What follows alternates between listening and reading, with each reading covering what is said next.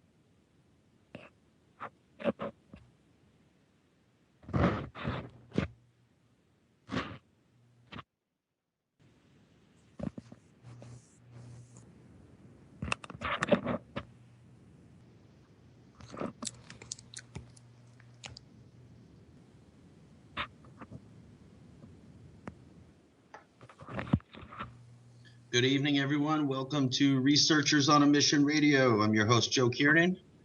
Joining us tonight, we have co-host, my man, Dr. J on the West Coast. How are you tonight, Dr. J? Excellent, Joe. Always excellent. Always excellent, you say? Yes. I'm glad to hear that. Hey, before we get into it tonight, Dr. J, I'm bringing 2 guests here to the show. We have Mr. Christopher Bledsoe Sr. from North Carolina, as well as Mr. Gary Travis from North Carolina. The 2 of these gentlemen have incredible stories to say. They might have some correlation between the 2. We're not too sure. However, they are both unique and profound, and we're going to try to get to them right away here. But before we do, I would like to remind everyone that this is the largest listener-supported radio, and this is donation-run. If you could find us here at freedomslips.com, you'll find the donation button there. You could also join us in the chat room. You'll find a lot of interesting and intelligent people to discuss quite a bit of topics on, especially today. There's quite a bit going on in there. John, is there anything you'd like to discuss before we hop into it? It's getting late for these gentlemen here, and they're both businessmen and very busy people. And, yeah, real quick, Joe, I just want to plug in the seed pack. You know, on top of, if everyone donates $100, on top of helping the station immensely, they'll be getting 54 different variety, 35,000 plus seeds that are good for up to 25 years, plus so much more. I just want to remind everybody about that because they are really getting a true bargain for their dollar. Thanks for bringing that up. As a matter of fact, I was just looking at that before. And I slid a donation in there today, too. Which I'm patting myself on the back if anyone could hear that a little bit. That's all right. Okay, joining us here, let's see if we have everyone. Mr. Chris Bledsoe, can you hear us? Yeah, I got you. Excellent. Excellent. Mr. Travis, can you hear us as well? Yeah, loud and clear. How do you hear me? Oh, fantastic. Good. You both sound great. I'd like to start off, if I can, with Mr. Chris Bledsoe. Mr. Chris Bledsoe had an extraordinary event take place, an initial event, which led to a few follow-ups. They're all quite profound, and they've left a long-lasting impact on Mr. Bledsoe, and it has in turn inspired a lot of people, including myself, to continue on the mission we're on and continue to find yourself and speak up about it and ask the right questions, and hopefully the answers will lead to something better than more questions. Mr. Bledsoe, can you tell us how all these interesting things came to be that night along the river with your family and friends? Well, I'd be glad to, but to tell it all, it'd take quite a while. I can kind of give you a brief summary, I guess. It was January the 8th of 2007. I had some subcontractors that were working on a house down Holden's Beach, and they'd been there for 4 months and finished up the job and came back to Fayetteville is where I live, which is about, I don't know, an hour and a half inland by car from the coast. They came to pick up their money and to celebrate coming home from that job they wanted to go fishing. And so I agreed to take them. My son and I picked them up about 2:30 that evening once they got situated. Rode down to the river, parked. There's a little dead-end area. You'd have to cross a field. Like, it wasn't corn then because it was wintertime. It was in January, but you cross a dirt road across the field, about a 200-yard wide field to the tree line, and it dives down into the river valley, the Cape Fear River. It's about a 75-yard wide river in that area, to a nice little grassy place, about a half acre in size.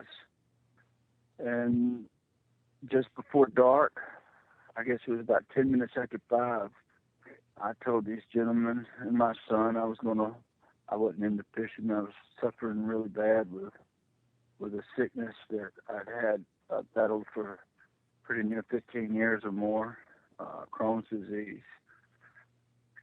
I left walking to look for wildlife and was just kind of meditating and along as I went, actually wondering, honestly, I was praying and wishing things were different. Why I was suffering from this so bad, and all I can say is I walked up that road. There was a little quarter-mile trip from there where they were fishing back to the field. There's a 100-foot incline, I'd guess, going up. And when I got right up towards the top of the field, I noticed it was just after 5. The sun was behind the trees, but there were 2 more suns, is the way I can describe it. If you see the sun coming up in the morning or late in the evening when it sets, and you can look at it, it doesn't hurt your eyes, but it's tangerine orange. Oh, yeah. That's what it looked like, 2 side by side. I don't know how far they were away, but they were probably a good quarter of a mile, maybe. Not very high up, maybe 1,000 feet or less. You could probably put a pencil sideways between the tops of the trees and the bottom of these craft. They were huge, big. So it scared me badly. I'm a commercial pilot. I don't fly actively now, but I still hold that the ticket. So I knew it wasn't anything I'd ever seen. I knew, and I wasn't into UFOs then. I run a fairly large building company, and with 4 children and being sick, I never thought of a UFO. But that minute, the chills came over me. I knew what it was. I squatted down and tried to hide. And the first thing I thought, I'm running. I'm going back. to where I just came from. I mean, it was a blight, a thing that just happened. So I picked my head back up to see if they were still there. And the minute I did, the sky just kind of opened up, and another one shot out of a dark spot, and just, bam, it was right there beside the other two. Well, then I knew they saw me. I knew the instant that happened that they saw me, they were reacting to me. I felt it to the core of my soul. So I took off running back down that dirt road, and it muddy, not even realizing it was real dark then. I ran up to the fire where these guys were fishing. They had a fire right on the bank. Of course, they were standing up, wide-eyed. There were only three of them then. I noticed, where's my son, as I'm trotting up. And as I was asking them that, I'm like, hey, you won't believe what I just saw up at the field. And they're looking at me with big wide eyes and said, where in the world have you been? I said, what do you mean, where have I been? I just went up to the field, to look for some deer or turkeys or something that come out. And they're like, well, we've been looking for you forever. So I really didn't pay that much attention, because being afraid of what I just saw, I'm looking for my son. They said, he's been gone 2 hours looking for you. And they were worried where he was. So I ran to the edge of the forest and started calling out for him. And he wasn't answering, and I'm panicking. It's dark, didn't have a flashlight, knew he didn't. All I could think, he's lost in this forest at night. As I began to make my way into the woods, I hear him scrambling, and he's laying up under about 5-10 feet into the edge of the forest, up under the thickest shrubs you can, there's thick stuff down that river. He comes up from there, and he's upset, bad upset. And he's like, Daddy, where have you been? He's just 17 years old. Then, he's 24 now. But he was in shock. And he's describing these creatures, he said. He's, Daddy, there were these creatures, and they had me paralyzed, and I couldn't move. And I'm freaking out now. And I'm trying to get him out of the forest. And he's describing these little 3.5 foot tall beings that are, one's always looking at him 10, 15, 20 feet away.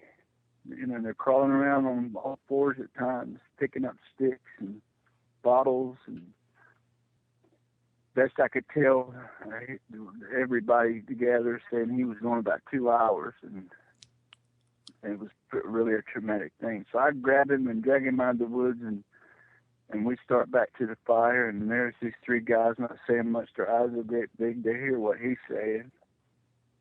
And they heard me, what I said earlier, and they've been looking for me, not realizing it's going on 11 o'clock now. When I went up to that field, it was 10 minutes after 5. That's a good chunk of time. Yeah, it's been a long time. They'd been all over in my pickup truck, because I had the truck, only 4-wheel drive truck to get down in there. It's real muddy, and the roads are deep ruts, and trucks with wallows all around. So about that time, we hadn't been at the fire, all of us, and they're hearing what Christopher's saying.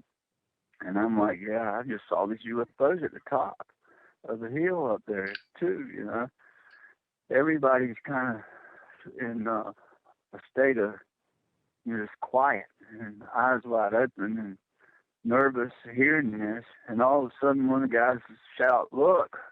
And everybody looks up. And if you can imagine Venus, like right now, Venus is really bright in the evening. Well, there was like 8 or 9 of those straight up overhead. And they just start zooming back and forth and around and all across the sky. 3 of them come down straight over our heads and at a real fast pace, and then they slow down and just light down in the woods. They landed on the other side of the river. The river's glowing. On the other side of the forest is just ablaze. So you can imagine about now, pandemonium sets in. 5 of us ran to the truck, leaving the fire going, I left my fishing poles right there, everything. we dive in the truck and start up, and they're screaming, hollering for me to go. And as I start up that old muddy road, trucks just splashing down in that mud. They're shouting for me to go faster, faster. I couldn't see nothing but 3 men in the back window in a 4-door pickup truck, staring out the back. One of them shouting that one of these things had come out the forest and is now chasing the truck. All the way up that road, we get to the top of the hill.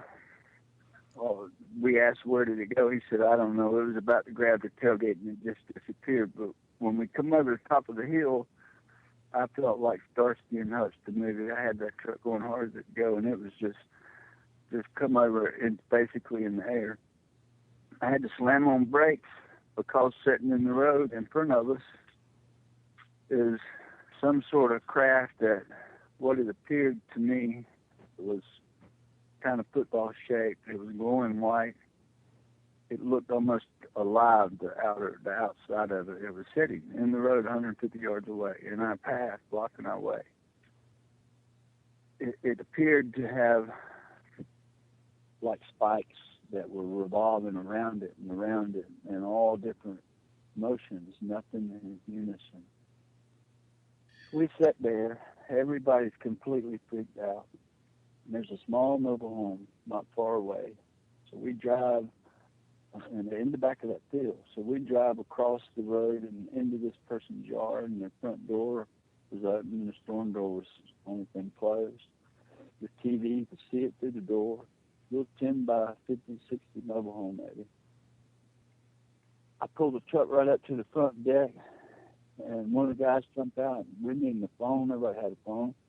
We wanted somebody else to witness this, call somebody. We didn't know what to do. Everybody was scared to death. So when the guys beat on the door, their cars are there. Nobody comes to the door. He jumps back in the truck. And I'm looking over my shoulder. It's still out there in the road. We back out in this little dirt road that crosses this field. And the thing still sitting there. All of a sudden, we hear gunshots. Now, there's houses all around that neighborhood or that area. It's not really a neighborhood there. It's out in the out country. But there's houses near. Well, we hear gunshots, 3, very close. So we figured somebody's shooting at this thing. But it turns towards us at that moment, and here it comes down the street, straight at us, down this path across the field. Now, it was real pandemonium. We thought the world was coming to an end. We thought we were being invaded. 2 of these orange objects were still above the trees on the far side of the field that I walked up on originally. Undoubtedly, one of them had changed into this glowing thing that's on the ground in front of us. And here it comes, straight at us. It's getting closer and closer. It ain't going very fast. I mean, just a snail's pace. And then all of a sudden it starts gaining a bit of altitude. It comes directly over top of my pickup. Sunroof was open.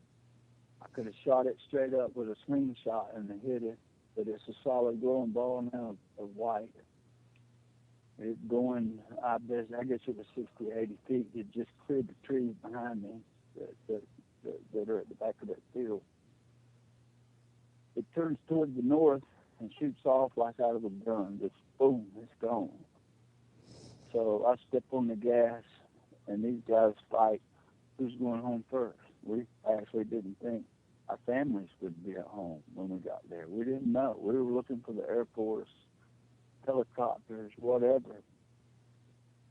We raced to get them home. They're only a couple of miles away. 2 of the guys lived side by side at that time, 2 miles away, and one lived past them about 4 miles. Well, they got in a fight. Who was going home first? So we ended up taking the guy, the furthest guy, home first, and backtracked back. And we actually dropped them all off pretty quick. So Chris Jr. and I head home.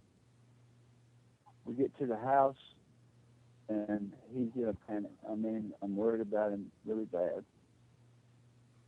I live sort of out in the country, and we have these old hound dogs and a in a kennel. My dad lives next door, same place he was raised, farming this area, living here all his life. And there's actual kennels out there with about 15 hound dogs. There's probably 10 out there now. With Chris Jr. and I inside, he's panicked, running throughout the house, closing all the doors. He'd open the bedroom door and shut the blind, turned the light on in that room and locked the door. Did the bathrooms that way, had all the floodlights on them.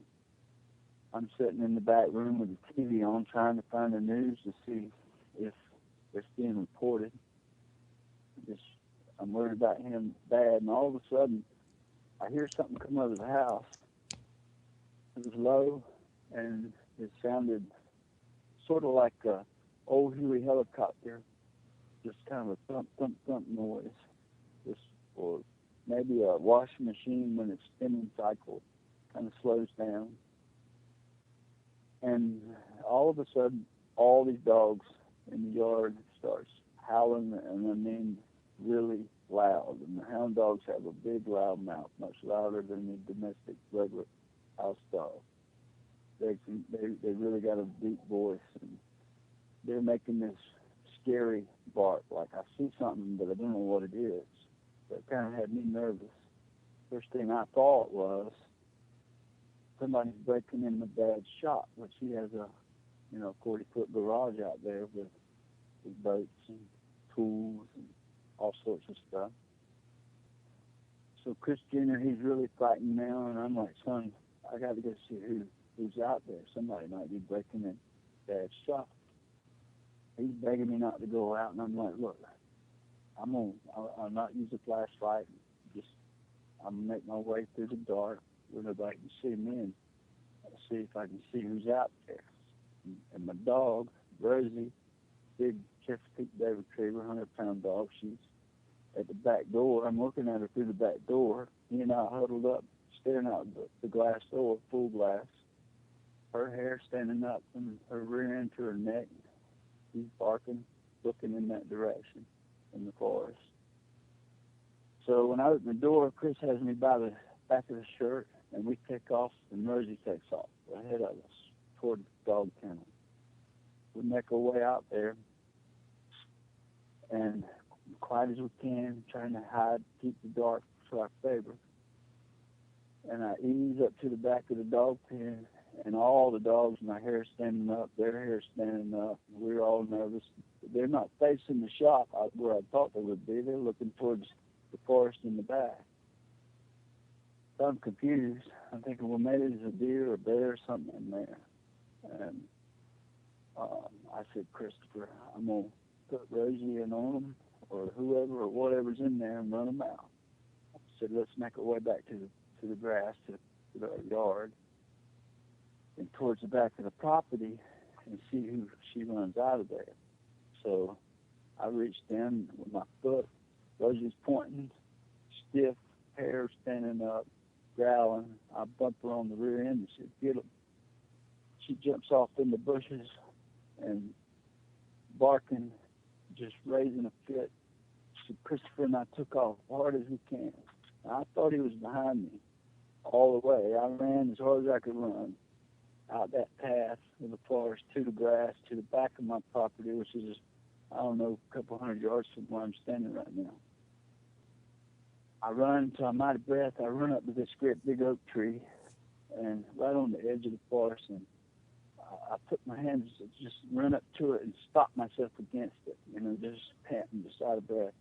Thinking he's behind me, I look back to see if he's behind me, and when I look back, there's this creature standing. I say creature, I reported them as angels, because that's what I believe they are. This thing's 3.5 feet tall, is standing arm's length from me. It's behind me. And here's Rosie. I can still hear her coming through the forest towards me. So I just turned and faced it, my back against the tree, and I said, you screwed up. I said that to myself. I said, I screwed up. I said, you got me. I just kind of surrendered. It scared me that bad. I knew there was nothing, no power. I just surrendered to it. It looked at me a good minute. I looked at it. It was glowing like the color of the moon, a soft, glowing color. It had these, what appeared to be goggles like a swimmer would wear, round, that were reflecting a red color. They were protruding. It wasn't its eyes, it was something moving. Best I could tell. Whatever. Go ahead. Mr. Bledsoe, Frank Santariga in the chat room was asking if this was the first time that you had seen a UFO when you began the story. Had you seen one prior in life? No, I never even dreamed of a UFO. I mean, I run a $20 million business, $20 million home business, sold 100 houses a year, 110, 15 houses a year, which meant I had 50 to 70 going all the time, and apartments, and 4 children, and 6 crones. It's just something you just hadn't considered? I never even thought about it. Yeah. I mean, you know. Mr. Bledsoe, do you think that's possible that this was the first one that you recall, but maybe you have been taken earlier in your life? I know I was, and I'll tell you why I know it was. Because after this Harvard doctor or Harvard psychologist came in, trained under John Mack, and he did a regression with me. And what come out was, and I'll tell you, I know it to be fact because for 40 years I've explained it this way. When I was 10 years old, and it's weird because it was in the same area where, down on the river where we were fishing that night. When I was 10, 2 of my pals, one, my first cousin, he was 9, and my next door neighbor, he was 9. We were dove hunting, had shotguns. Back then, I tell you, I grew up in the woods. We were about 2 miles back up in the woods, just not far from where we were. Anyhow, the gun discharged, and I got shot in the back from 6 foot away. Blew a hole in me the size of a grapefruit, or an orange at least. And imagine that's on a 10-year-old. In the back, on the left shoulder. I still have lead. You can see it on the front side where my heart is. You can see it through the skin. Well, I remember seeing them from above. And they were fighting and crying and wondering who was going to get help. They were fighting who would stay with me and who would go get help. Well, actually, one of them took off, and next thing I know, this guy throws me over his shoulder and takes me out of the woods, puts me in this old farm truck, and drives me to the hospital. He's bleeding to death. I wake up after surgery in the X-ray room. They were rolling me over on this cold table, looking for more lead. I still have 17 pieces in my left shoulder and front side. Still, I set the airport scanners off, those X-ray machines. It does everything. But for 40 years, people have always asked, what was it like to be shot? And it was always the same. What I remember was being on something and in something that was transparent, and I could see the stars. I could see the earth getting smaller and smaller and smaller.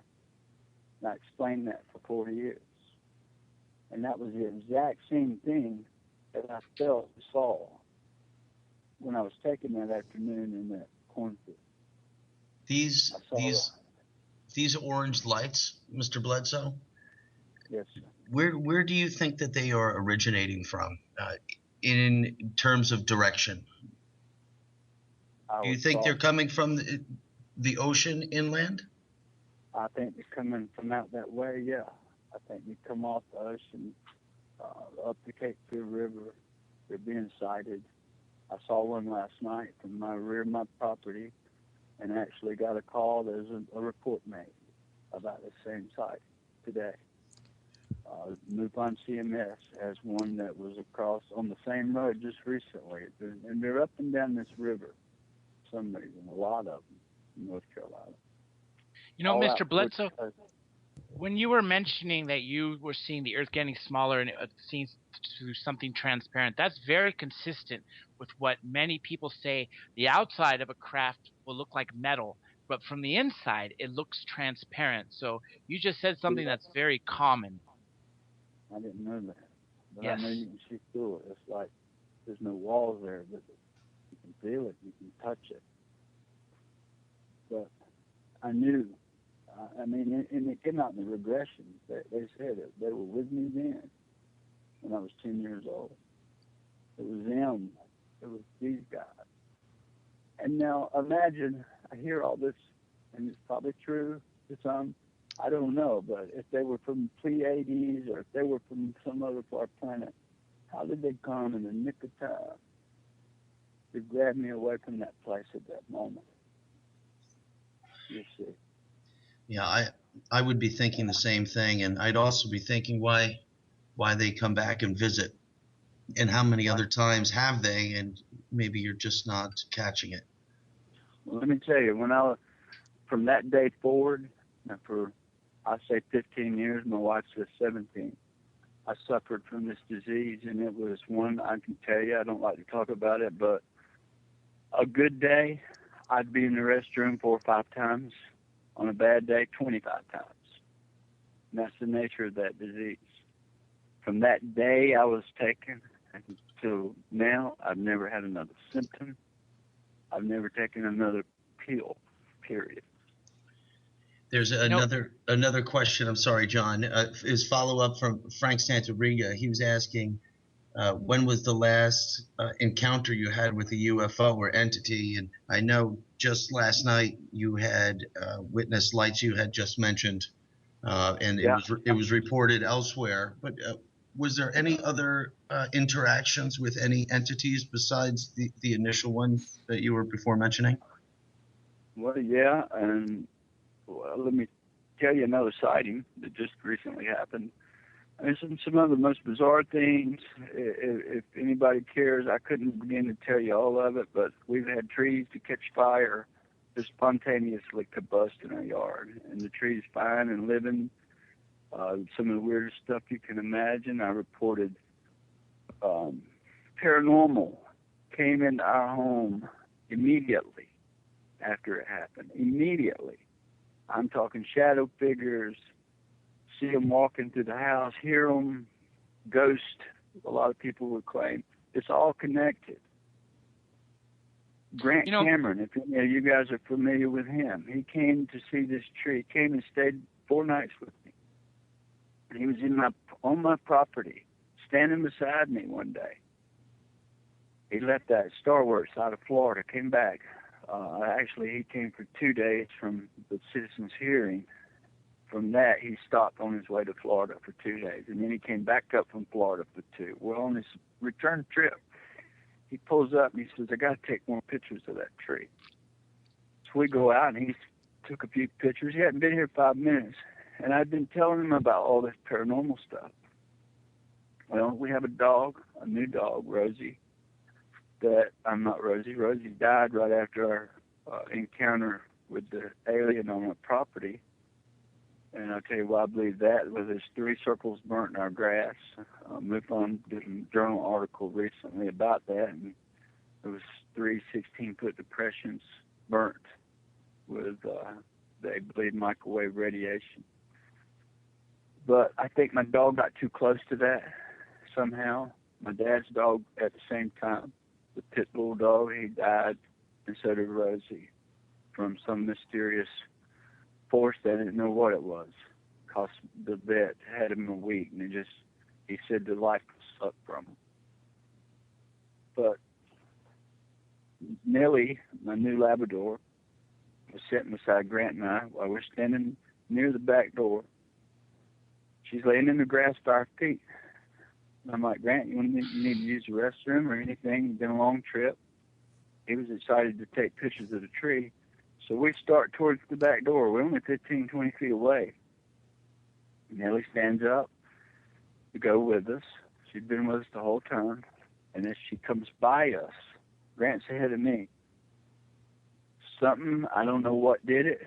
Something grabbed a hold of her, attacked her, and cut her neck, a 2-inch gash or close to it, right on the side of her neck, and blood began to spray out, sprayed all over Grant's pants legs and all over the concrete.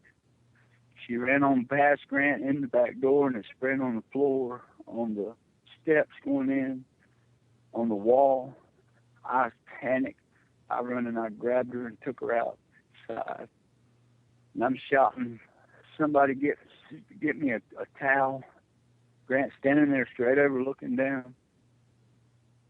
My son comes out, Chris Jr., with a washcloth, and I lay it on her neck, and I press it down like you see on TV.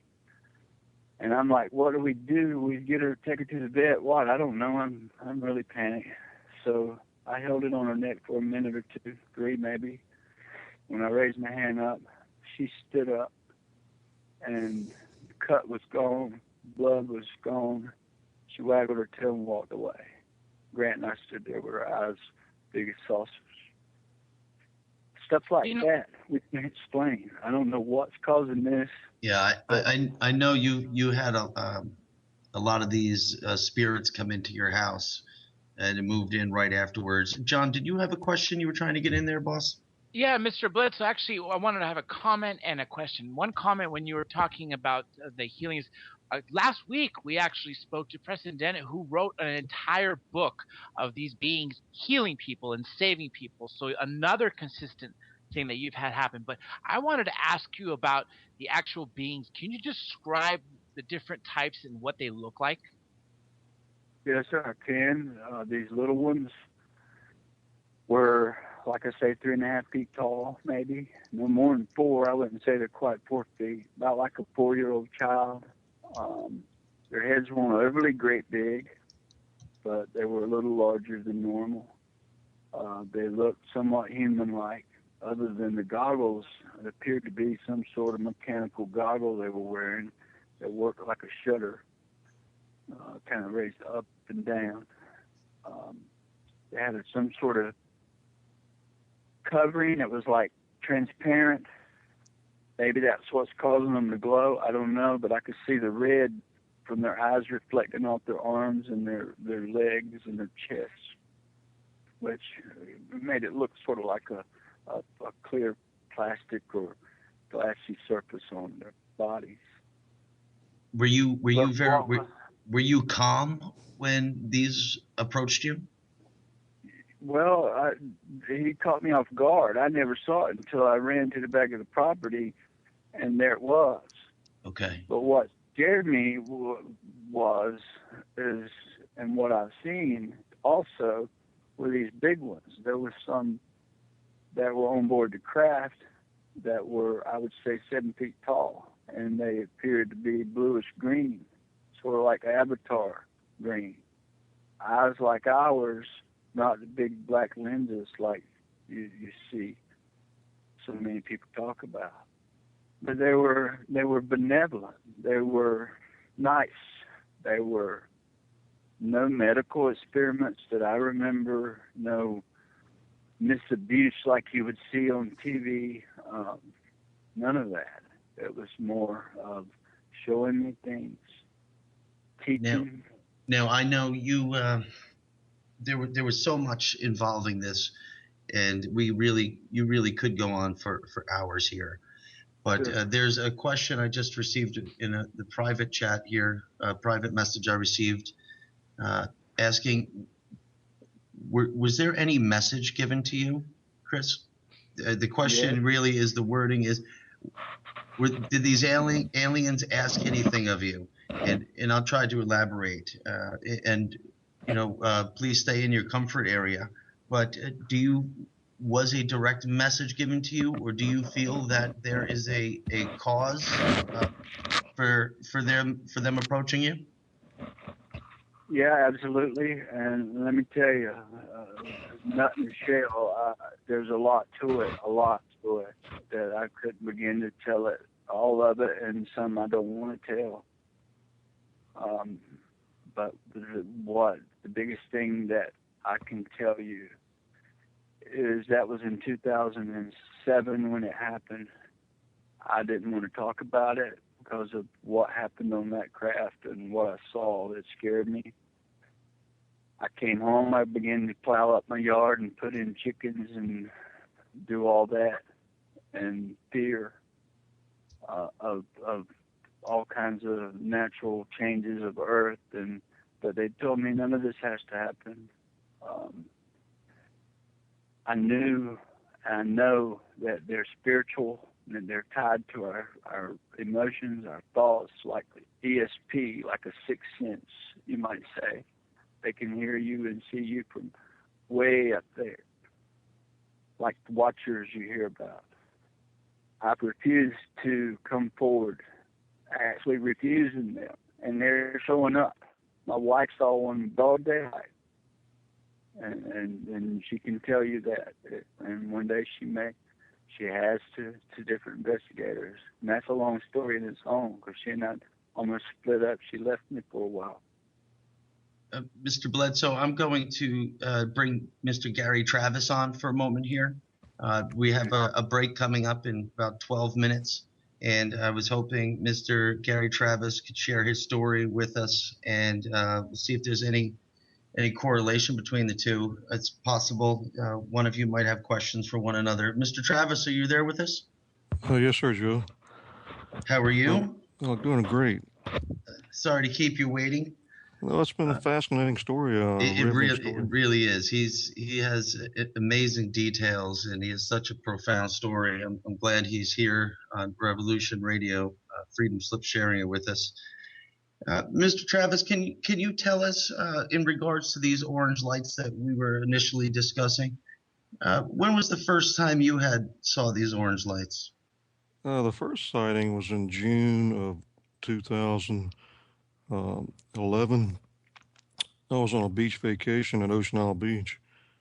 I saw the ocean. I was looking at the ocean right before sunset, and I saw a few orange lights over the horizon. My first impression, I thought they were possibly distant aircraft landing lights approaching the beach. And when I looked back, they had disappeared. And then a few minutes later, I saw another one. And they were way out to sea, no sound at all. And then I realized, there was not an airplane approaching the beach. There's an airport right in Ocean Isle Beach, and that was my first impression. They were approaching that airport. So I sort of just dismissed it and didn't think a whole lot about it until about 2 weeks later. I was at the very same beach, and I saw these orange lights. It was probably about 8 or 9 p.m. the second sighting. It was really dark out. And I watched multiple orange lights appear over the ocean and do kind of crazy maneuvers that at that point I ruled out any type of flares because of the maneuvers they made. I watched a few of the lights spin around each other. And I didn't really talk about this a whole lot in the past, but I noticed some very faint white lights way out over the ocean during that same night. They were very fast lights that went from your left field of view to the right field of view very quickly. So I'm thinking, what in the world can make those kind of what kind of craft can make those kind of lights and at that speed? But anyway, so I've been looking at the skies all my life. Let me go back to that real quick. Yeah, please do. Yeah, I've wanted to fly my whole life. Before I can even remember, I wanted to fly airplanes. So I've always watched the skies and interest in anything that was in the air. I love astronomy. So I've been I'm 57 years old now, and I've been watching the skies for a long time. So the third sighting, let me go back to that. The third sighting was, I believe it was July 4th that same year. I only saw one light that night. This one was not over the ocean. The third sighting of the light, I watched it cruise across the mainland in the direction of the small airport there in Ocean Isle Beach. I watched a solid orange light cruise along maybe a couple of miles, I'm just guessing, before it just vanished. No, there again, no sound, no blinking, nothing that you would typically see an airplane do. The fourth sighting was interesting because I was so unfortunate. I was so fortunate. I was actually in my airplane. I was flying my Piper Dakota airplane. I was on downwind leg for runway 6 at Ocean Hill Airport. It was about, I guess it was about 10 minutes before sunset. I looked to my left. I glanced to my left, and just looking for other planes in the pattern or whatever. When I looked out over the ocean, probably about, I guess it was about 3 miles away, I recognized one of these same orange lights over the ocean. When I looked, it was already there. It didn't appear when I was looking at it. I turned my head to look to the left, and it was already there over the ocean. So instinctively, the first thing I want to do was go out closer, get a closer look, because here I am. These other sightings have been on the ground, and now I'm lucky here. I'm in my airplane, so I can get a closer look for a change. Maybe it was crazy or not. I just didn't think about it. I just turned left toward the light and flew directly toward it for about at least a minute. Right now, I want to make you repeat that. You banked your aircraft at these lights, right, and pursued them. Exactly. It was only one light at that point, and I turned left, went straight over the ocean. The sun's going down, and this is brilliant orange light. It's just a steady light over the ocean, just like the ones I saw on the other 3 occasions. It's incredible. The first time Gary Travis and I had the opportunity to meet several months ago on something related to the UFO topic, and when he initially had told me the story that he had banked his aircraft at these lights, it was just as incredible then as it is now. Because Gary, what I had asked you then was, I had asked you if that was a decision you had made or a reaction, and you had told me it was just a reaction. And in hindsight, you figured it might not have been the best decision because you had been alone, and if anything had happened, no one would know. But again, that's why you're a pilot. You have that risk-taking adventure in your blood, and I don't blame you for it. Let's see here. John, are you still with us? Of course. Yeah, I think I lost Gary for a minute. Gary, are you still there? I see that he is lost, but I believe Mr. Bledsoe is still here. Mr. Bledsoe. Yes, sir.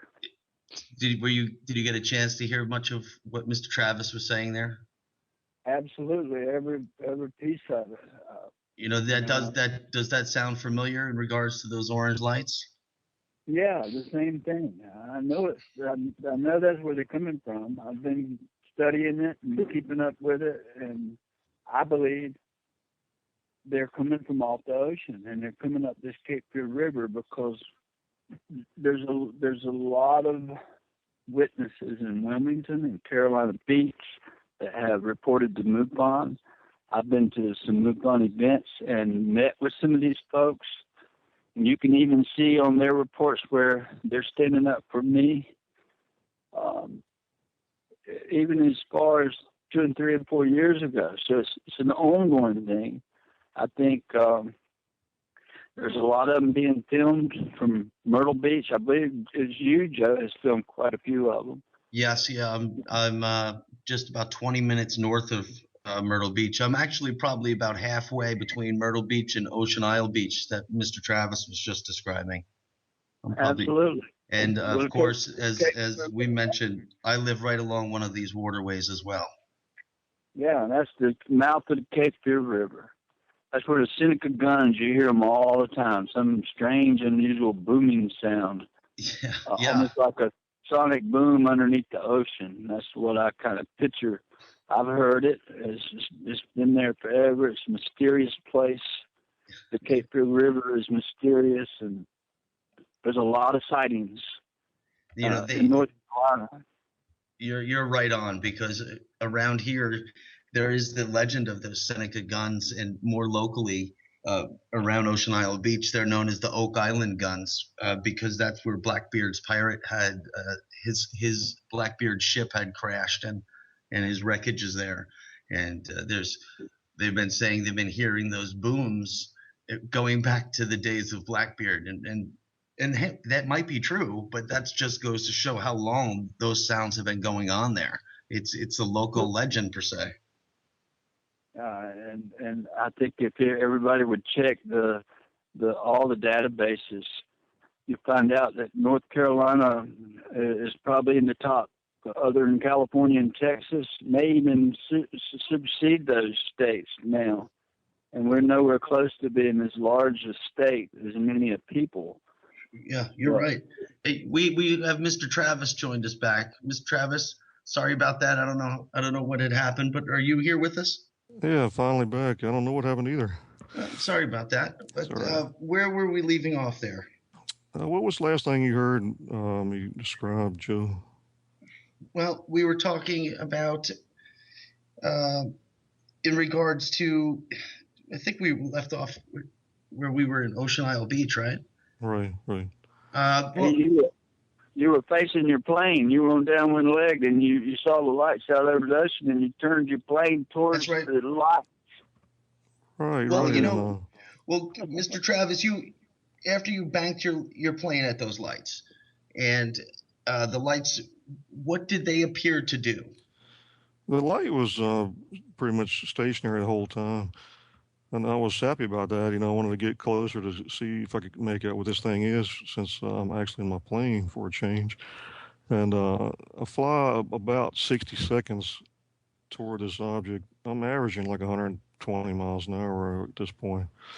So I'll probably travel 2 miles, and then I'm thinking I'm almost less than a mile away from this object because it's a little bit larger. But when I get to within about a mile of it just vanished completely. I was a little disappointed. I flew around the area for a couple more minutes over the ocean, hoping it would reappear. Were you able to get a good guesstimation on the size of these lights?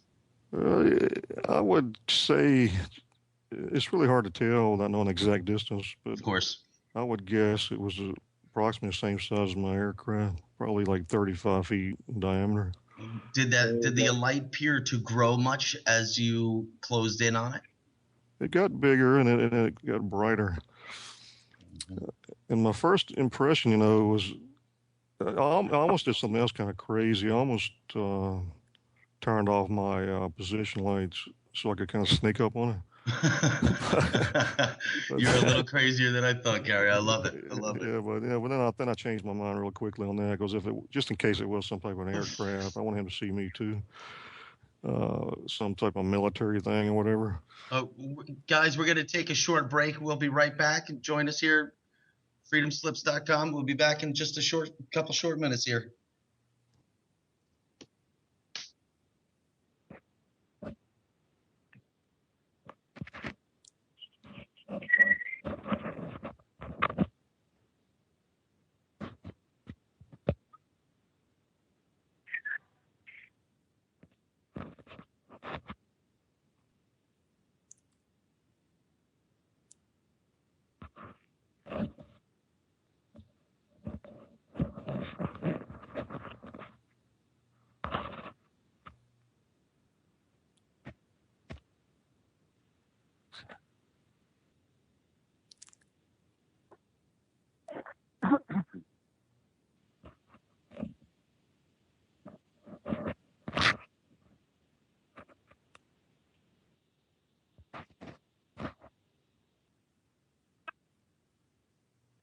Welcome back to Researchers on a Mission Radio. Joining us tonight, we have Mr. Chris Bledsoe, Mr. Gary Travis, and my co-host, Mr. John Elias, is with us. That's right. Before we get back to it, Dr. J, I have to throw out the promo here for the seed pack. And some people out there, actually, I think everyone really might need one of these coming up real soon if the government has a walkout tomorrow. And the truckers stop hauling stuff around. I think everyone might have to switch to home gardening a little sooner than originally planned. If you grab this non-GMO seed pack, it has over 34,000 seeds.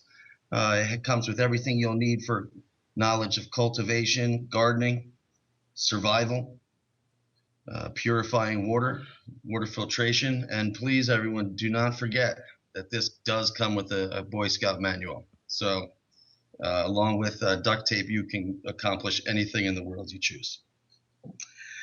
John. Yes. We have amazing stories going on here from two incredible people.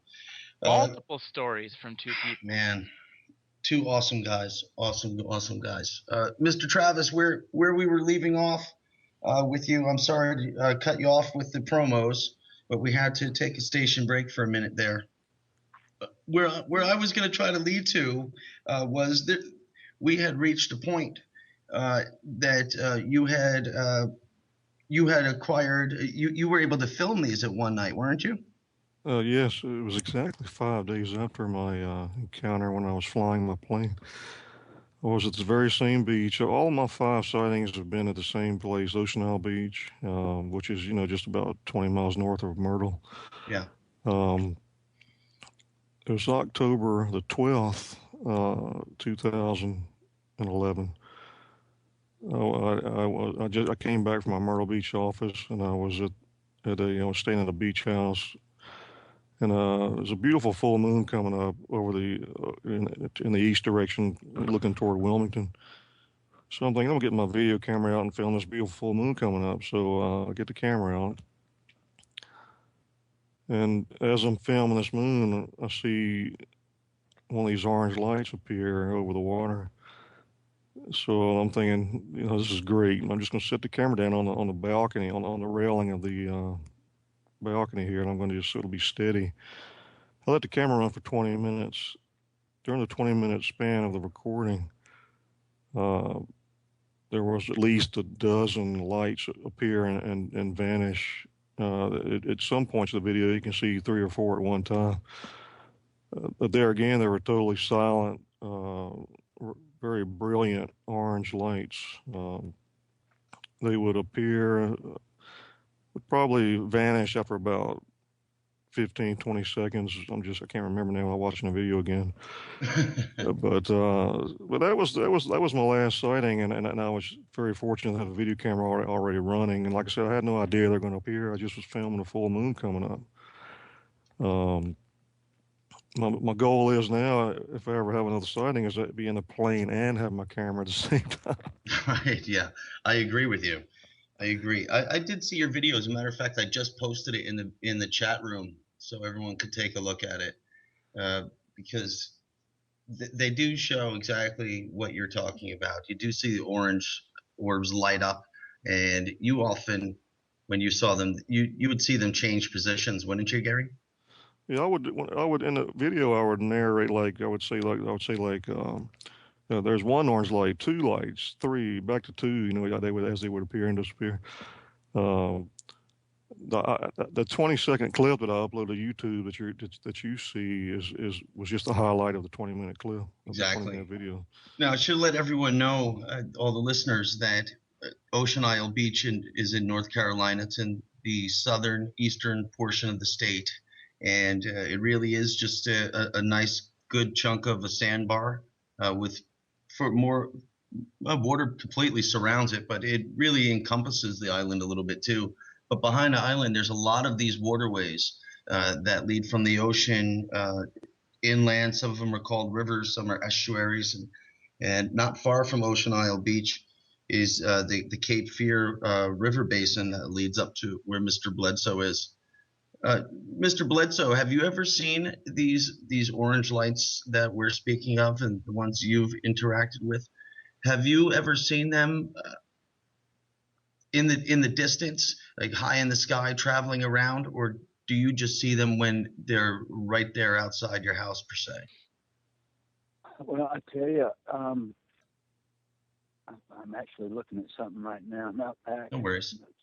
I'm telling you, I see them pretty regular, and I reported this to some guys from down at the Cape, within NASA, 2 different gentlemen, that when they're zooming around real fast, they turn brighter white, but when they're kind of slow or low or stopped or stationary, they tend to be more orange.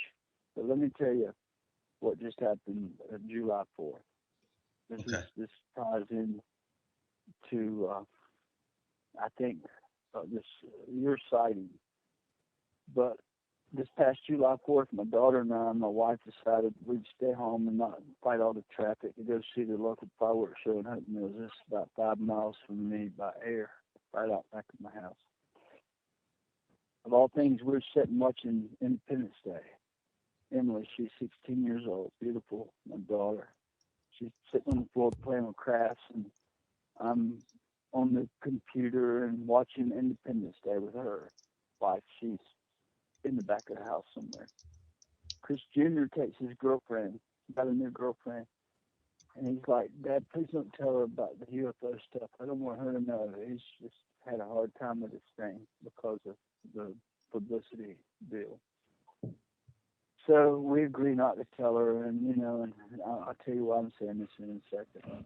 There's been a lot of heartache with this deal. But the fireworks started popping all around the neighborhood, and it was getting loud, and Hope Mills started their fireworks show, and it's big. I mean, it made Channel 14 in Carolina, so I'm saying it was the best one in the state. I could hear it from my house, and it was disturbing our TV, and I said, Emily, let's go to McDonald's and get coffee. It's about 5 minutes away, out in the country. So she says, okay, Daddy. I paused the TV. It was 9:27. I looked up at the cable box. I walk out the back door, not paying attention out across the property. Going to my truck, I park it side near the back of the house, hit my remote, and I hear her come out the door, and the door closes, and she shouts for me with a frantic voice, Daddy, what is that? So I run back to the patio, and I look, and I got a garden, a couple of them actually, and one's way back in the back of the property, 100 yards, 150 yards out to the back of it. And out past it, I'd say 300 yards away, is one of those fiery orange objects, just like we're all talking about. And it's probably 40 foot around, like a Greyhound bus is long, but circular. And it's sitting on top of the trees right out back of our house, just 300 yards out there. The fireworks were booming, boom, boom, boom, and shooting way up above it. And sparkles were going reds and blues and greens, and even the neighborhoods around were popping fireworks, and they were behind it on the other side and shooting up above it. It was that low down and that close, so just sitting there. I sat there 2 minutes with her looking at it, and she's, what is that? What is that? I said, that's it, darling. That's what took me. I keep telling you about. I said, don't leave. I'm going to get your mom. So I run in the door, worried that she might not be there when I got back. I'm looking the whole time, trying to look back at her and run in, and I get towards the middle of the house, trying to peek back at her, and there's a bit of glass door you can see through it. And I shout for the wife, and she comes out of the back somewhere.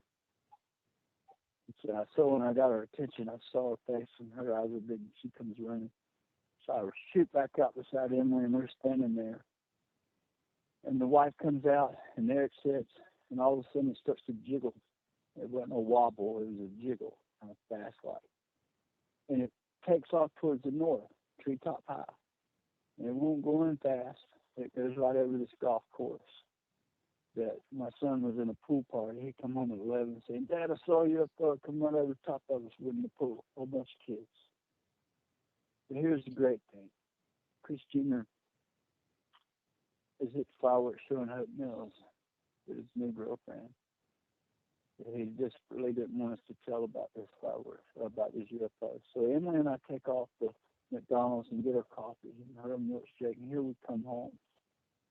And when we get home, Christopher is on the front porch with his mother, with his girlfriend. And I park, and I walk back in the back door and go towards the front, out on the front porch, and they're just, both of them, eyes are big as saucers. And he's telling her, I've been on TV. He's describing his whole experience about UFOs, but what he said was, Dad, just up the streets of Cornfield, which, he's telling me where he was at. I'm describing to the audience of a cornfield a couple miles away by road, but right past the pool where Ryan was. This thing stops in the middle of the cornfield, 100 yards from the street, just 50 feet off the ground, is hovering. He's the only one comes along there, stops, pulls over to the side of the road, cuts his truck off. He and his new girlfriend are looking at it. It's sitting there for quite a while, and all of a sudden, it shrinks down to a point and disappears. It don't shoot off, it don't fly away. It disappeared right in front of them, but it shrank from a bright, fiery, liquid fire, orange flame to a point into nothing. But now it helped him a lot. I'm telling you, for this young lady to experience this with it. But my daughter saw it, my wife saw it, I saw it, Chris Jr. and his girlfriend saw it, and a couple of friends in the swimming pool. So that was recent. That was the 4th of July. There's been quite a few reports, even here in my area over the last several years, that it's possible, as you might know, Chris, fireworks are completely legal here in the state, in my state of South Carolina. So there's a lot of fireworks that go on, but there's a lot of people that claim firing certain fireworks off, emitting particular elements such as phosphorus, might draw attention to them, and it's often reported that fireworks or one and the other. But I do know John had a couple questions here for you. John. Yeah, Mr. Bledsoe, I want to go back to when you were talking about your initial encounter when you saw these beings, and you said they were picking up stuff or something. Am I correct? They were picking up stuff? Yeah, a lot of Chris Jr. Oh, it was Chris Jr. A lot of people have said that when they noticed them, they were picking up objects or maybe grass or wheat, whatever it is, with these little buckets. But it seemed as if they were moving and like zipping around as if their time was faster. Did Chris Jr. describe anything like that? No, what he did describe is they were able to go invisible. He was saying when the truck left, he was looking at them. They were watching him. He was pinned down. He had gone off first looking for me while I was gone. The truck left and was gone for a while. But when it come back up that path, the light shined towards him. He said they dove into a pile of brush and trash logs, and they disappeared. He said they looked like the old movie The Predator, where you can see it but you can't see it. And they were down in that stuff, and their eyes, you could still see their eyes looking at them, but they were transparent looking. But as soon as the lights went off and there was nobody close, they would stand back up and crawl around on all fours, one would, and pick up a stick or a bottle and inspect it and throw it back down on the ground. It was amazing. You know, it sounds like you and your whole family have experienced several of these events that are extraordinary, to say the least. I want to ask you a question. Obviously, they've provided it caused trauma to you and your family and some issues, but has anything good arisen from these encounters over the years? Absolutely. Well, for one, I'm not sick anymore, and if there's ever any good come from anything, that's it. I mean, I was near death. I was in bedridden for 2 years, and had to sell my business. I couldn't work anymore. I mean, become totally disabled, and in fact, it was just horrible. But now I'm happy, and I'm not sick with that disease anymore. And the greatest thing that came out of this is it's incredible what I'm fixing to tell you. Okay. But I struggled and I struggled and I struggled with telling what I felt they were. I believe they're angels, what the Bible calls angels, angelic beings, that they're attached to us through some sort of ESP mentally to our thoughts, our minds. They're guardians. That's what they told me. They were the guardians of this earth. I refused to believe it completely. The church, I was a member of Pentecostal Holiness Church. My wife still is. They sent exorcists to my home, claiming I was dealing with demons and all sorts of things. So I went into hiding for 4 or 5 years and wouldn't talk about it. And struggling internally. And then one night, I'm laying in bed. It's going to sound strange, but I hear this voice. And his voice told me, it said, "Arise." And a deep voice scared me. And I sat up in the bed. And then all of a sudden, I'm led out to my property outside, and there were these tall beings. There were 5 of them. What did the beings look like? That's these tall, bluish green looking ones. Actually, they look more browns at night. It's weird. I don't know that they turned bluish green to brown looking. I've seen them more than one time. In the daytime, they look more bluish color. It's confusing, but regardless, they led me up to this part in the rear of my property, and a woman appeared, and she was beautiful, and she was shining, brilliant, and bright. I mean shining and floating 3 feet off the ground. And she looked at me and she told me, she said, "You have a burden, and you must tell this burden. You must bear what you've been told. But you must deliver and give this message you've been given." And I tell you, immediately I went to telling it. Immediately. I quit smoking cigarettes. Immediately. I mean, it changed my life completely. I mean, you even took to gardening, isn't that right? Yes. You've become a gardener and an art. You've become a painter as well. Yeah, I started painting everything I could paint on art. I never painted in my life, and now I got all kinds of people that loves my paintings. And to me, it's never good enough. I'm learning. Well, Chris, I could honestly tell you, I have been able to see a few of your pieces of art online from people. I've seen pictures, and you do good work, man. I'm not shocked that people are interested in your work. You were not a painter prior? No, I never took a lesson. I never dreamed of painting. I just went to a place called Hobby Lobby. I never even knew that existed. I asked my wife, "Where can I get paint and canvas?" And I started painting the things I was seeing and feeling in this nature, and it's the forest, and it's hummingbirds, and flowers, and everything's alive. There's a kingdoms, worlds within worlds that we don't understand. Now, we're just abusing it all, us humans. In regards to your recent endeavors gardening, from the photos that you've shared with me over the summer, it looks like you're doing a really good job, and I was really shocked, more in awe, not shocked. I was really profoundly taken back that you had decided to garden in these areas where these crafts came down. Isn't that correct? Yeah. Where these circles were left, that's where your garden is.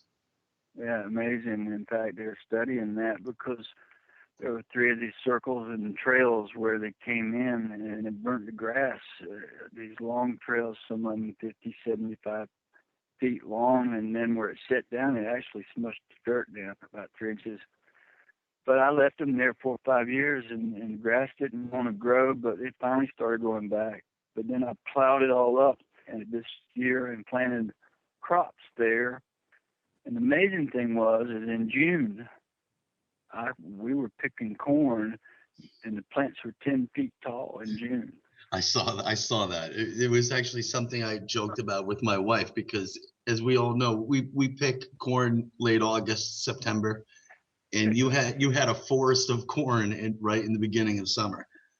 Yeah, in June we were eating corn and turnips big as grapefruit in May.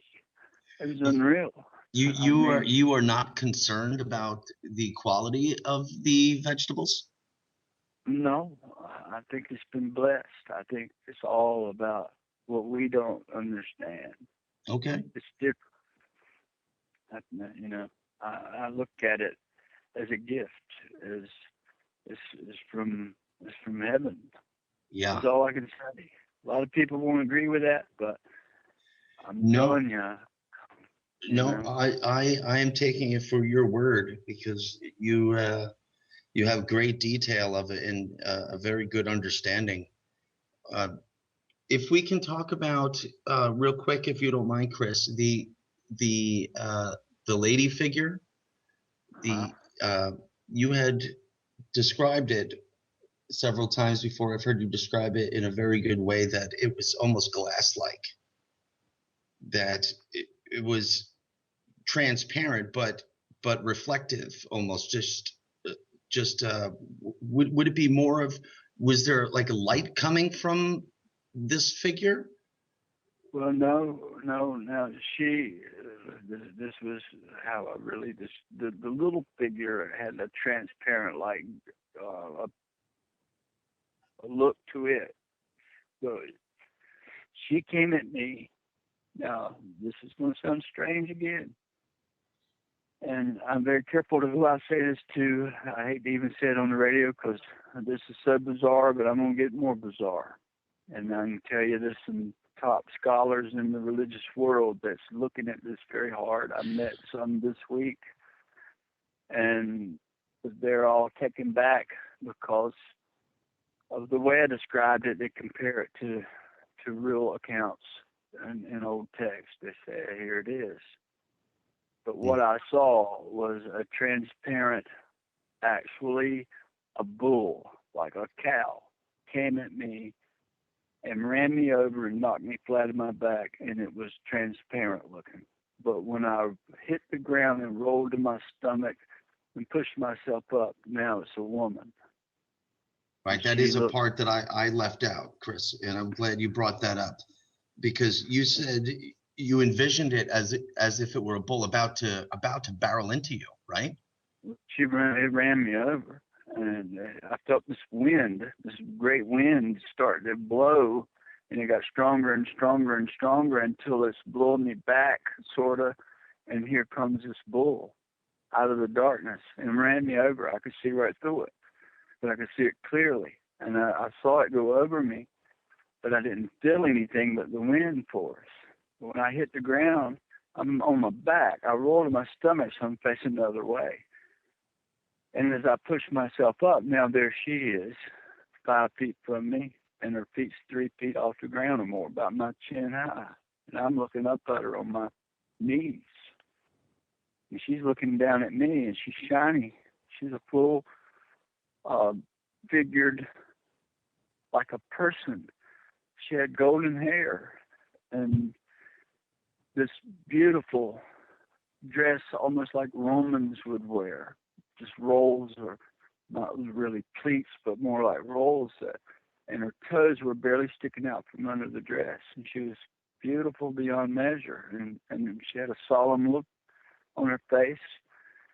And she spoke to me. And she told me, she said, this is your burden. You must bear this burden, what you've been told.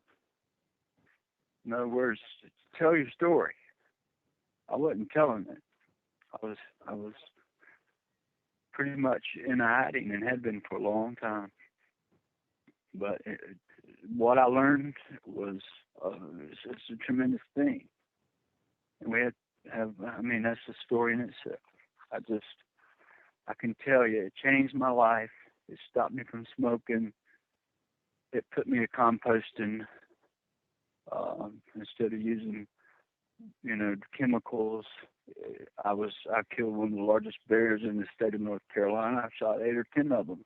I got what people call trophies stuffed in the garage. Now I'm embarrassed to say that I harmed these animals. I look at things in a different way, totally. Obviously, it sounds like subconsciously you've gotten a feel for Earth to protect it. Like you said, you were gardening. Now you don't want to hurt animals, whereas before you were hunting. Did they ever show you a vision of what would happen if we followed the same course of what we've been doing of trashing the Earth? Yes, that's one of the biggest things. They showed me like a path, one that goes down the same way we're going, and one that leads to a new way of surviving. And that new way has to be in peace and love. It can't be the way we're going, because we're destroying it. Imagine we're like 2-year-old kids with our hands on a nuclear trigger with chemicals that just scorch the earth and burn and destroy the waters and all the wonderful creation that's there. Just look at the water alone in a stream in the mountains. One little spot, and there's millions of life forms in it. And on the tree leaves, and on every grain of sand, there's life forms. And we don't understand it. We just abuse it. We're destroying this earth the way we're going. We have to learn to live with it in peace and in harmony. Or I'm afraid it's going to continue down this path of self-destruction. Obviously, we need to change our ways, and it sounds like it took several encounters for you to have that change. And I don't think it's feasible if they can actually take all 7 billion of us to teach us one by one, this is what you got to do. But did they show you another way to maybe expedite this teaching of the earth? No, just they told me to tell what I was told. And, I'm just a little guy, simple old country boy from North Carolina, and I don't know. I know that UFOs are real. It's ridiculous that people are out there trying to claim that all us out here are seeing Chinese lanterns. How insulting.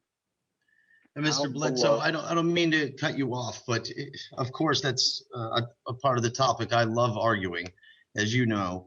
But we have a caller here from area code 248. Are you with us, 248? Joe, it's Frank Santariga. Mr. Frank, how are you today, sir? Good. I'm very glad you could join us. What can we do for you? Thanks a lot. Hey, I do have a question for Chris. Okay. Chris, now, your vision that you saw of this apparition, could you relate it to like a Madonna figure or a holy figure? And when you saw this figure, was it before or after your UFO encounter? Before or after what? The full encounter, you say? The one you saw her. I saw her in 2012. You saw her in 2012. So this was after your encounter you had when you went fishing. Yes, absolutely. Now, is this your first encounter with a spiritual figure like that? An angel? It was. It was my first encounter. In fact, I struggled with that point because of my faith growing up. I wanted to believe they were angels or some spiritual beings, these big blue guys and these little glowing guys. And I fought that for years. For 4 or 5 years, I went into hiding, and I'm struggling with it. And the church is sending exorcists to the house, and I'm believing, they're not space aliens. I was healed from this, or I don't have this problem anymore of this sickness. And I just knew what I knew. And then she shows up, and everything changes. I knew then. The ghosts, the paranormal came in, all that combined. Trees catching a fire in my yard. I mean, come on, Well, I'll tell you had some very, very strange encounters. I'm telling you, it's amazing, really amazing. I appreciate you letting me get on the phone. Frank, thank you for calling in. Frank Santariga, thank you very much, Frank. We appreciate you in the chat room as well. Bye-bye. Thank you. But to answer Frank's phone, I honestly believe I talked to these religious folk, these scholars, actually one from Berkeley, and she's writing a book right now based on my life story. She's one of the top scholars in the world, and she's basing it off writing it based on a religious framework. In other words, the UFOs of the day are the angels from the old text. So she's comparing the two. But she talked to me and she said, Chris, who do you think this woman was? I said, I don't know. I don't have a clue. I just know she was godlike. Or however you might conceive God, I don't know. I just know she was a lot more powerful than me, and I was glad I was on my knees, because if I was standing, I would have dropped to him immediately, and anybody would. She said, well, the Catholics call her Mother Mary. I said, well, you know, I'm not a Catholic, but I can go along with that. I don't know. She said the Egyptians called her Isis. And she began to tell me these different stories, and it began to fit. I'm still trying to figure it out. But I can tell you, to me, it was divine. This whole thing, I believe, is divine. I don't buy into some being from another far-off world came all the way here to bother me on the Cape Fear River and then go back way over there, or come down and bother Travis Walton while he's logging up in the mountains and take him away and ruin his life almost, and then fly away. Or this lady I know, she swears that the Pleiadians saved her from swimming in the water one day, and I'm like, well, that's amazing. They knew you were about to drown, and they came from way over there that quick. It don't make sense. No, it doesn't. And, you know, before we start getting too late here, I was hoping to speak with Mr. Gary Travis again, Chris, and see if Mr. Travis, do you have any questions for Mr. Bledsoe in relation to all this? Not really. It's been a fascinating night, though, to hear his story. Yeah, he really has so much going on, and he's really just touching on all of it here for us to bring us up to date, really, on his story and who he is and what he's going through. Because he's really putting a lot of work in, and he's going around and speaking at a lot of conferences, and he's doing it all to get the word out there. As he was saying, the contact was made with him, and he feels he has a job to do to educate. I know the feeling. I know the feeling is sometimes it's hard to tell a story. Sometimes people just want to make fun of you, or absolutely. And I don't. I thought about it before I went ahead and even uploaded my video. But I saw this thing. I had video to prove it, and I wasn't seeing things. So right, and you're a businessman with several offices and many employees and a reputation to uphold, and you're a family man. So right. I'm sure you had considered all the embarrassments and stigmatas that come with it as well. Exactly. The family doesn't. My family doesn't really want me to even talk about it. They don't even know I'm having this conversation right now.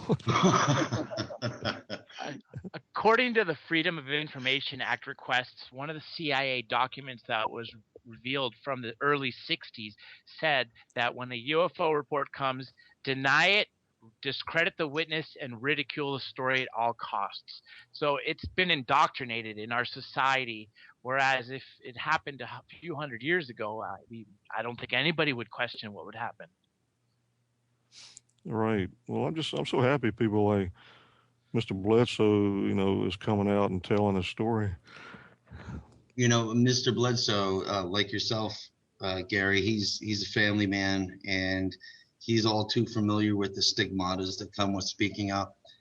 He spoke up before you did, before I did in this area, and he's taken a lot of the stress off of me per se, and guys like you, because we're all in his shadows here in the Carolinas. He spoke up first, and he's carried the brunt of it. And he had children in school, and his family had difficulties. And as he mentioned real quick, even difficulties hit close at home and was causing problems in the family life. And he persevered, and he stuck with the message he knew was the truth. And he's really set a lot of things up for us. But Mr. Bledsoe, there's another question here from Paulie Walnuts in the chat room. and he wanted me to ask you if you have heard or seen any Sumerian language or written texts in relation to this.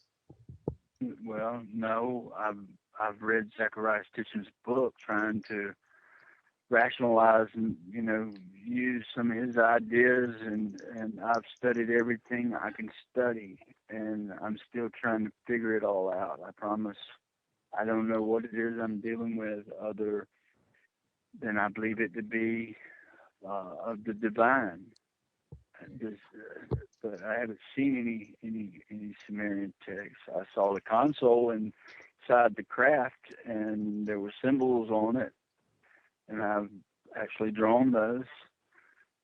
I did that for Discovery when they came out here. But other than that, I don't know. I believe they're attached to all of us, to our mind, our somehow. ESP maybe. John, you said you had another question for Mr. Bledsoe. Is that correct? Yeah. First, before I get to that question, let me make a comment on what you said about the ESP and connecting with us. You are definitely so correct, because we only use a really small percentage of our brain. And there was another famous abductee. His name was Jim Sparks, who said when he was taken the first time and he was getting these messages from them where, in other lack of better words, what he said is his lips weren't moving and their lips weren't moving, but they were talking with his voice in his head. If we were to use the other 97, 98%, whatever it is of our brain, imagine what the capabilities are. So telepathy, I think, is just the next step in evolution of us. Nonetheless, the question I had to ask you is, on any of your encounters, did you ever see any other humans? Were you ever any part of a mass abduction? No, I never did.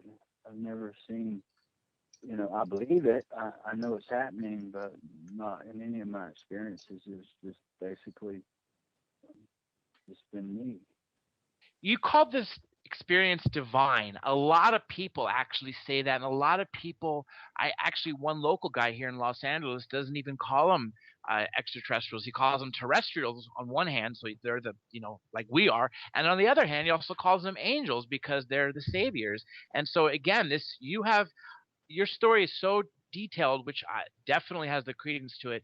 And on top of that, you have so many similarities of so many other credible people who have had encounters that just adds to your story. And one thing I gotta say, I love the admiration I have for you, because you put yourself out there when you were on Discovery Channel. You did that one show which was shown broadcast nationally. Now, I know Joe is on the East Coast.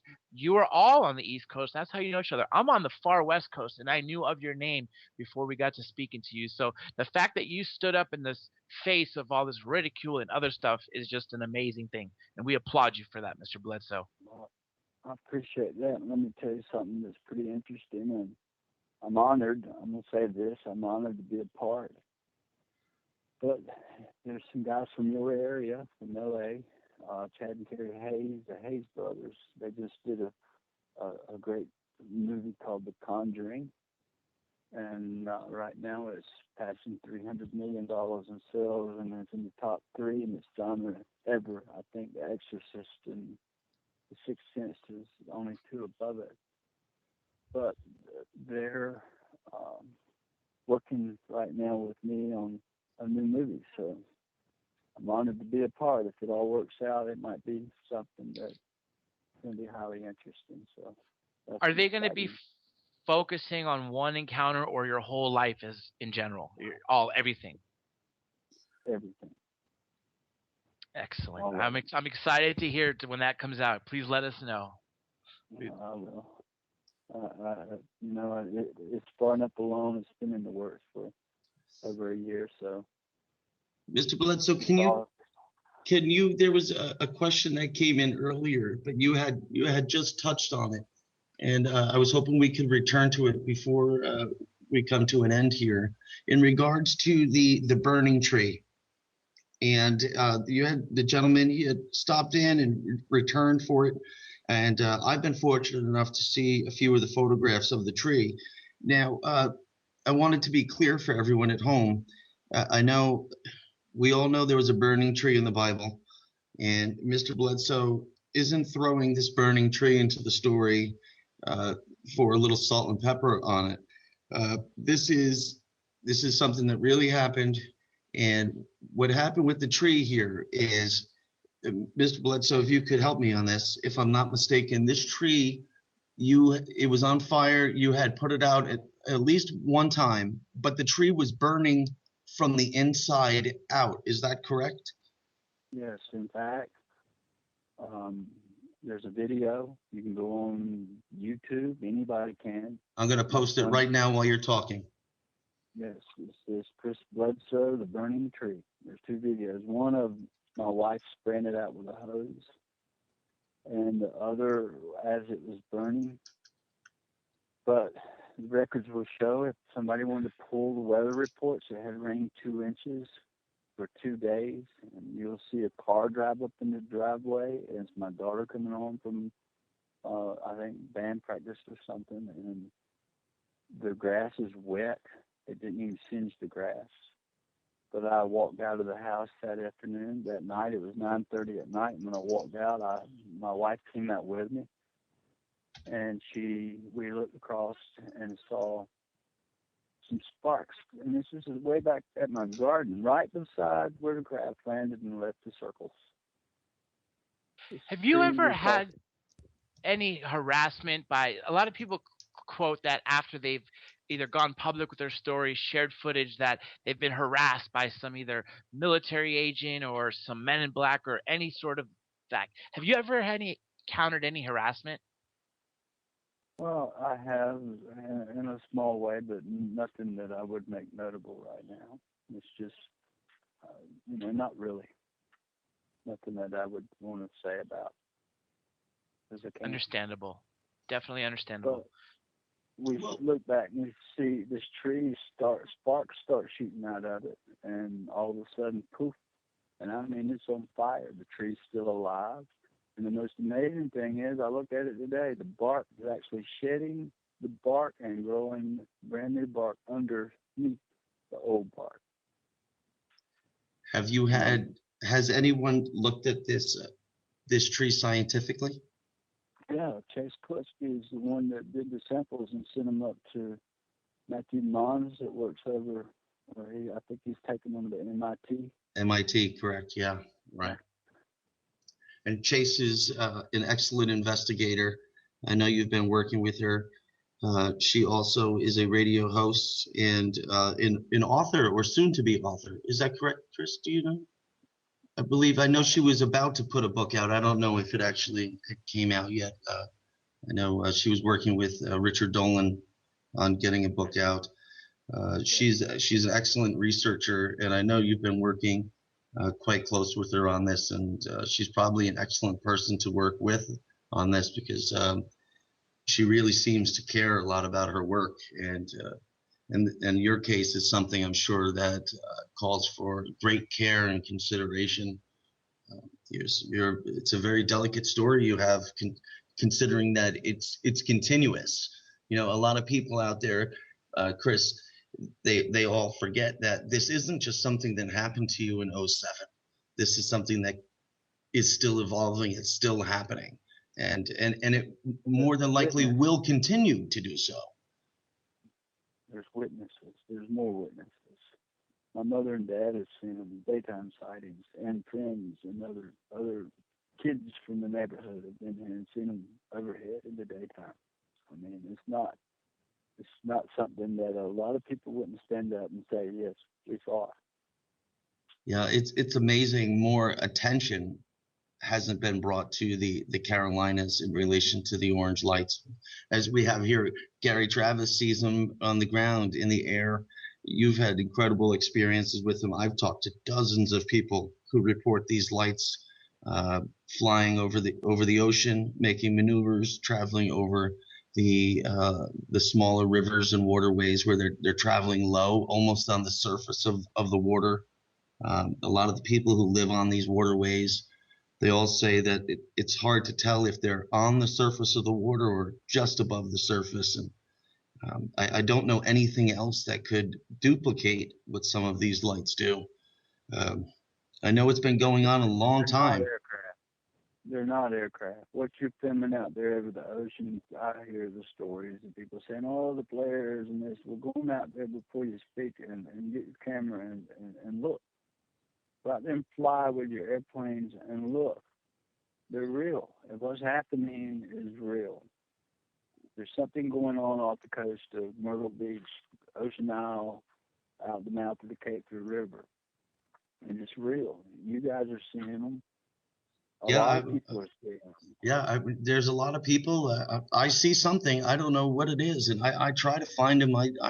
I've set up on several occasions on a lot of these waterways, and I've been lucky enough to capture a few lights, but I don't nearly have anywhere near a story as you do, Mr. Bledsoe. And to be honest with you, I can't say that I would wish for it.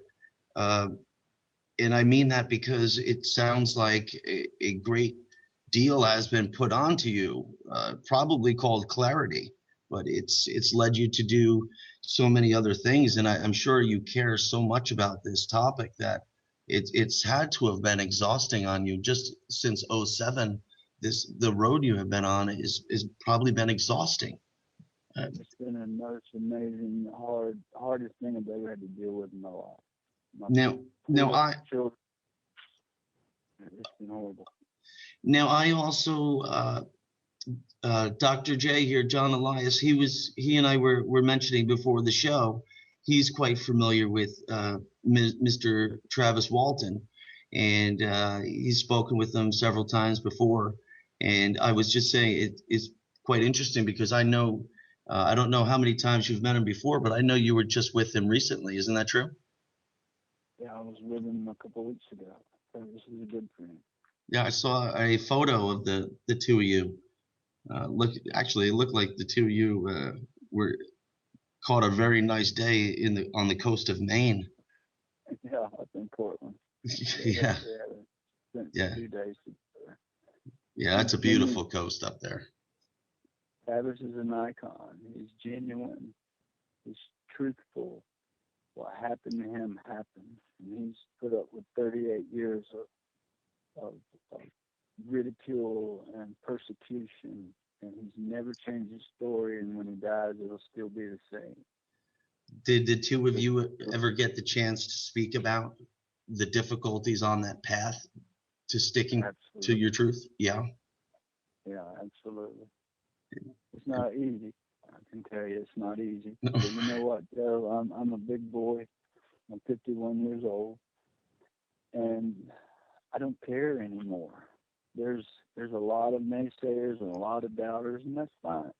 But there's a lot of people with open ears that want to hear the truth. So everybody's not going to want to believe, but that's okay. But there's a lot of people that do want to believe and that do want to hear, and that's what pushes me forward. And if what I'm saying, I'm telling my story. I was told to tell it, and I'm telling it. And if it's all meant to just as encourages other people like you and Travis to come forward, then that's what it's about. Yeah, it had a lot to do with you. Unfortunately, I was not familiar with your case prior to what I had begun to look into here. But I don't often get into it here about myself, but I can tell you, Mr. Bledsoe, for absolute assurance, when I began looking into these things, I came across you and the journey you had been on, and it was inspiring because I was nervous the first time I had taken that step to contact the news, and then when the local news called back and they wanted to put me on the air, I remembered considering having my full silence at that moment, and I said, I can't, because I had been watching the news, I'd been speaking to people, and I said, no matter where I look, I can't find out anything on these, but I know they're happening. I know other people must be seeing them. So, it was one of those decisions where I said, well, I guess I'm going to have to be that first guy. And I'm sure that's something you came across also. But how tough was it for you to not only report a UFO, but to report that there were beings? Did you consider not reporting the beings part when you were initially considering reporting the UFO? Or did you say, I'm just going to put this all out there? Actually, when it happened, I come home telling my family, my wife. I got 4 children. My Christopher was telling it, and we thought everybody would want to know, and I found out real quick everybody thought we were nuts. And we got the biggest rejection even from my own wife. And little girl was 9 years old then, and my kids were scared to death of what I'm talking about, and she threatened me. And so for a year I sat in one part of the house in total depression, and her in another. We didn't speak.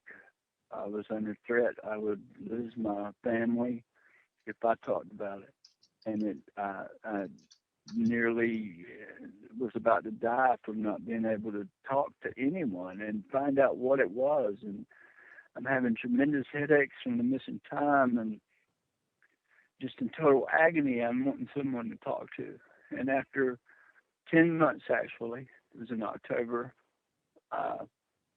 decided I actually didn't even have television then, just internet, and I saw MUFON come across the internet because I was searching for UFO, alien, anything. And I found their report it here, report your sighting, and I typed it in 2 weeks I looked at what I typed, scared to push the button. And I finally, and it had the drawing of the little guy, Chris Jr. drew it, and 2 weeks later I pushed send, and immediately I got a call from a guy out of California by the name of Jim DeManchi, and it scared me to death. So I said, no, I don't want to see no investigators. I just wanted to report it. So come January, it's been a year now, they sent me a letter and said, we're just going to close the case. And it scared me. I still wanted to talk to someone, so I sent them a letter back and said I need to talk to someone. So the first investigator to come was from North Carolina, and he came, and my wife and I hadn't spoke hardly in a year.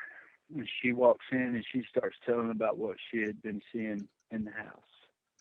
Shadowy figures, and one had shoved her across the kitchen. And I said, I've been praying that you would see something that would make you believe in what I was saying and my son. And it was at that point everything changed. She looked at me and said, don't pray for me anymore. It was kind of a relief.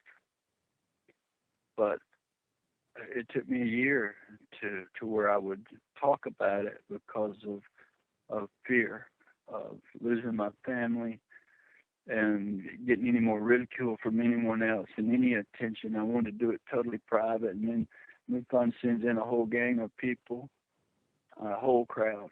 I mean, the international director and some other folks from everywhere. They came. Star teams, directors and leaders and science officers. And for 6 months they were here continually, week after week after week. And I actually felt like a criminal. They were interviewing me like I was a criminal, and I got mad with them because they wouldn't answer anything. I wanted to know what it was I saw, and they wouldn't answer me. Well, guys, and then they taught me into doing this UFOs over Earth show, and I thought, well, maybe this will help my family and my son and I get the word out and make us look not like complete fools like we had been made to look, and the way people were looking. And that thing turned out completely so disheartening for myself and my son. It put my son in a tailspin until this day. So it's been a battle. It's been a tremendous battle. I know it's been really tough for you, and I can't believe it. I really can't even believe that we've gone through this whole show. But we're going to have the studio identification coming through shortly here. But Chris, is there anywhere? Can you let us know where people